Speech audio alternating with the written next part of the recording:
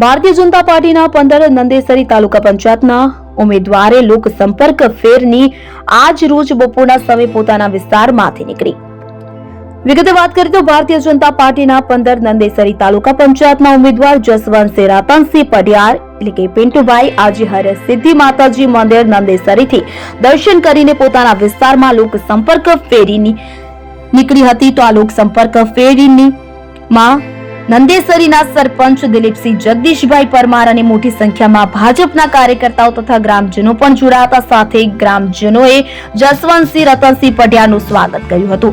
ખૂબ જ સાથ સહકાર આપ્યો। તો ગ્રામજનોએ જ્યારે ઉમેદવારે 16/2/2025 તારીખે રવિવારે સવારે 7 થી 6 ના અચૂક ભૂલ્યા વગર મતદાન કરે તેવી પણ અપીલ કરી હતી। સૌને પહેલાં તો મારા જય માતાજી।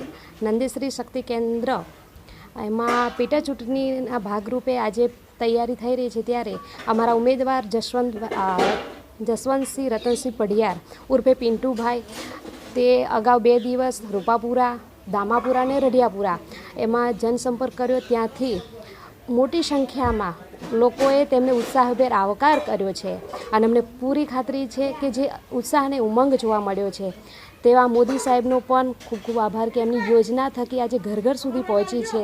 તેના થકી નરેન્દ્રભાઈ મોદી અને ગુજરાતના મુખ્યમંત્રી ભૂપેન્દ્રભાઈની સરકારની યોજનાનો ઘરે ઘરે લાભ પહોંચ્યો છે।